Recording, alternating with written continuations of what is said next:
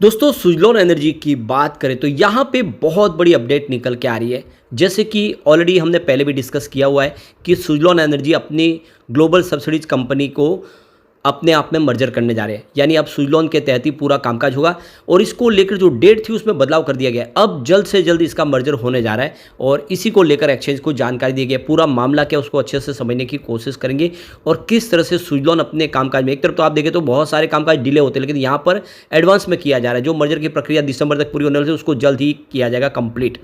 इसके अलावा भी कुछ और बड़ी अपडेट निकल के आ रही है। यहाँ पे देख सकते हो कि स्मॉल कैप के इंडेक्स में जिसने भारी भरकम निवेश किया उसमें सुजलॉन सबसे आगे, काफ़ी भारी निवेश किया जा रहा है।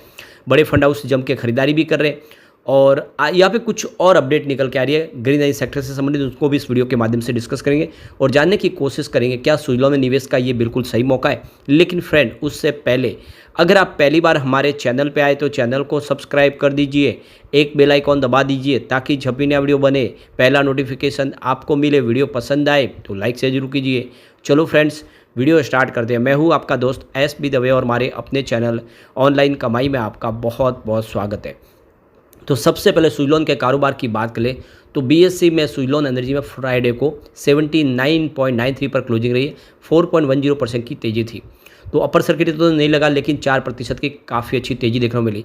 और यहाँ पे जो डील हुई है वो भी सारी की सारी खरीदारी की, जो इशारा करे कि इस लेवल पे बड़े फंड हाउस माल बेचना पसंद नहीं कर रहे। और ये स्टॉक जो ऑलरेडी बहुत बड़ा मल्टीबैगर साबित हुआ सिर्फ 15-16 महीनों में। 21 अप्रैल 2023 को इसकी प्राइस 7.97 के आसपास थी, यानी 8 रुपये के आसपास जो स्टॉक था इस समय 80 रुपये के आसपास है, यानी इसने भारी भरकम रिटर्न दिया है। ये आप क्लियरली समझ सकते हो कि आपका जो निवेश है वो अगर आप देखें तो 8,000 का निवेश आपको 80,000 का होता हुआ दिखाई देगा और ये बहुत बड़ा रिटर्न है कम समय में। तो ये बड़ा मल्टीबैगर साबित हुआ है। और अब जो बड़ी अपडेट निकल के आ रही है, सुजलॉन एनर्जी ने जो एक्सचेंज को जानकारी दी है, कंपनी की तरफ से 16 अगस्त को सर्कुलर जारी किया गया, इसमें रिजोल्यूशन पास किया गया। देख सकते हो कि कंपनी अपनी जो मर्जर की प्रक्रिया के लिए जो डेट है उसको बदलना चाहती है। तो कंपनी के बोर्ड की तरफ से इसको अप्रूवल मिल चुका है। तो देख लो कि 2 मई 2024 को यहाँ पे कंपनी ने अपनी जो ग्लोबल सब्सिडीज कंपनी है सुजलॉन ग्लोबल, उसका मर्जर सुजलॉन एनर्जी के अंदर करने के लिए बोर्ड के डायरेक्टर की तरफ से प्रस्ताव को पास किया गया था 2 मई 2024 को। तो उसके लिए जो डेट फिक्स की गई थी, ये जो चेंज अपॉइंटेड डेट थी वो 15 अगस्त, देख सकते हो कि वो 1 दिसंबर 2024 थी पहले।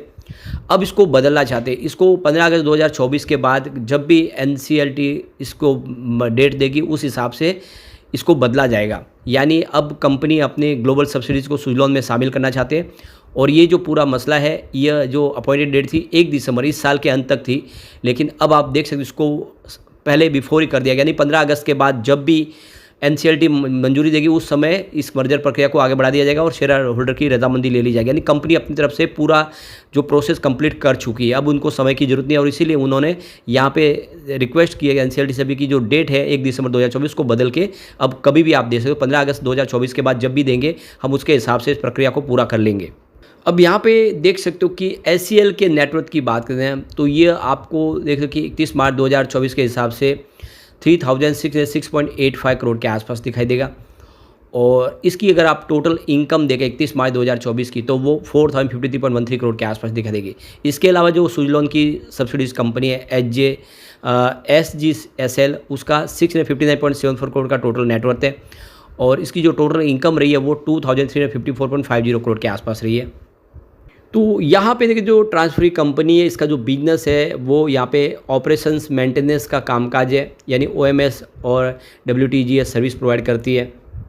जबकि यहाँ पे सुजलॉन एनर्जी की बात करो, कंपनी यहाँ पे विंड टरबाइन मैन्युफैक्चरिंग का काम करती है और सप्लाई और मेंटेनेंस का सारा कामकाज करती है।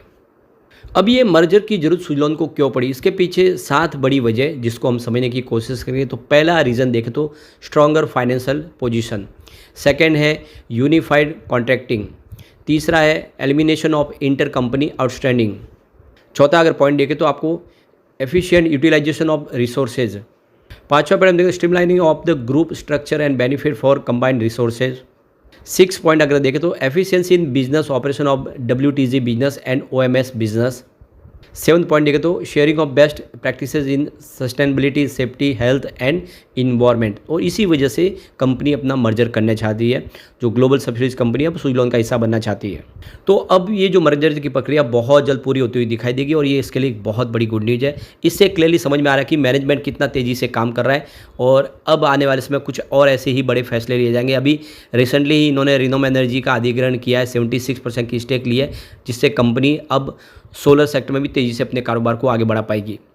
एक और जो बड़ी अपडेट निकल के आ रही है, देखो कि इस बार देख सकते हो कि बड़े फंड हाउस ने ब्लॉक डील के माध्यम से जम के खरीदारी की है। करीब देख सकते हो कि यहाँ पे 8,364 करोड़ की ब्लॉक डील हुई है, जिसमें आप देखें सुजलॉन स्मॉल कैप ग्रुप में सबसे आगे रही है। TCS, रिलायंस ने लार्ज कैप ग्रुप को यहाँ पे लीड किया है। तो यहाँ पे क्लियरली देख सकते हो कि भारी भरकम निवेश हुआ है। तो यहाँ पे टोटल देखो कि 8,364 करोड़ की जो ब्लॉक डील हुई, उसमें आप देखो 15 जो बड़ी बिग डील के माध्यम से देखें तो 5,077 करोड़ का जो आप देखें तो डील हुई है वो लार्ज कैप में हुई है, और 12 कंपनीज़ के अंदर मिड कैप में डील हुई है वो 1,567 करोड़ की है, और स्मॉल कैप में अगर आप देखें तो 724 करोड़ की डील हुई है। अब 724 करोड़ में जो सबसे बड़ा निवेश हो वो सुजलॉन में ही हुआ है, 207 करोड़ का भारी भरकम निवेश हुआ है। ये आप क्लियरली समझ सकते हो, स्मॉल कैप के अंदर जितना भी निवेश है उसमें सबसे बड़ा हिस्सा है वो सुजलॉन के हिस्सा है, जिससे क्लियरली समझ में आ रहा है कि ब्लॉक डील के माध्यम से भारी भरकम निवेश हो रहा है। यहाँ पे एक और अच्छी गुड न्यूज़ निकल के आ रही है।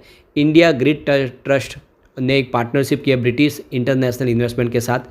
यूके डेवलपमेंट फाइनेंस इंस्टीट्यूट अभी इंडिया के अंदर ग्रिड कनेक्टिविटी के लिए आप देखें तो ये देखो ट्रांसमिशन सिस्टम ISTS प्रोजेक्ट के तहत फंड प्रोवाइड करने जा रही है। इंडिया के अंदर आप देखो तो ग्लोबल फंड आना शुरू हो चुका है। ग्रीन एनर्जी के प्रोजेक्ट तेज़ी से बढ़ेंगे। अब आप देखो कि यह मध्य प्रदेश और महाराष्ट्र के लिए ग्रीन एनर्जी के प्रोजेक्ट कंप्लीट किए जाएंगे, जिसमें ब्रिटिश की जो कंपनी है वो भी निवेश कर रही है। आने वाले समय में ग्रीन एनर्जी सेक्टर में भारी भरकम निवेश आने की काफ़ी संभावना बनेगी। एक और जो बड़ी अपडेट निकल के आ रही है, एशियन इंफ्रास्ट्रक्चर इन्वेस्टमेंट बैंक यानी AIIB और एशियन डेवलपमेंट बैंक ADB दोनों मिलकर यहाँ पे करीब $14.6 बिलियन का सपोर्ट देने जा रहे हैं 400 मेगावाट के सोलर PV प्लांट को गुजरात के लिए। तो सोलर PV प्लांट गुजरात में लगने जा रहा है और उसके लिए देख सकते हो कि ये काफ़ी बड़ा निवेश है जो अब दिया जा रहा है यहाँ पे। ऐसे में आप देख सकते हो कि काफ़ी बड़ी संभावना पॉजिटिव बन चुकी है, और आपको ये भी पता होगा कि सुजलॉन एनर्जी अब सोलर सेक्टर में भी तेज़ी से आगे बढ़ेगी, क्योंकि इन्होंने रिदम एनर्जी का अधिग्रहण कर लिया है। तो ये बड़ी अपॉर्चुनिटी सुजलॉन के लिए है, और इससे क्लियरली समझ में आ रहा है कि सुजलॉन आने वाले समय काफ़ी शानदार प्रदर्शन करता हुआ दिखाई दे सकता है। अब यहाँ पे बड़ी डील हुई है वो सारी की सारी आपको खरीदारी की दिखाई देगी फ्राइडे के दिन, जब जम के खरीदारी में बड़े फंड हाउस ने निवेश किया है। सुबह 9:25 पर 74.59 की प्राइस से 53,62,000 शेयरों की बम्पर खरीदारी हुई। किसी बड़े फंड हाउस ने बड़े ब्लॉक डील के माध्यम से भारी शेयर खरीदे। 1:05 पर 78.61 की प्राइस से यहाँ पे 6,57,000 शेयरों की एक ज़बरदस्त खरीदारी और हुई। तो फिर 2:26 पर 79.92 की प्राइस से 13,19,000 शेयरों की ज़बरदस्त खरीदारी और हुई। तो फिर 2:32 पर 80.36 की प्राइस से 4,14,000 शेयरों की एक बड़ी खरीदारी और हुई। ये क्लियरली आप देख सकते हो, एक भी यहाँ पे बिकवाली की डील नहीं है, सारी की सारी खरीदारी है। इसका मतलब यह है कि बड़े फंड हाउस अभी भी इसमें कोई प्रॉफिट बुक करना नहीं चाहते। अभी उनको पता है कि स्टॉक आगे तक जाएगा। ऐसे में लॉन्ग टर्म इन्वेस्टर के लिए अच्छा मौका है कि खरीदारी की जाए। ये आने वाले समय आपको बेहतर प्रदर्शन करता हुआ दिखाई दे सकता है। लेकिन फ्रेंड, कोई भी इन्वेस्टमेंट करने से पहले अपने फाइनेंशियल एडवाइजर से ले ले या अपना खुद का रिसर्च करें, क्योंकि मैंने वीडियो आपके एजुकेशनल पर्पज़ के लिए ही बनाए। वीडियो पसंद आए तो लाइक से जरूर कीजिए और चैनल को सब्सक्राइब कर दीजिए। Thank you friends.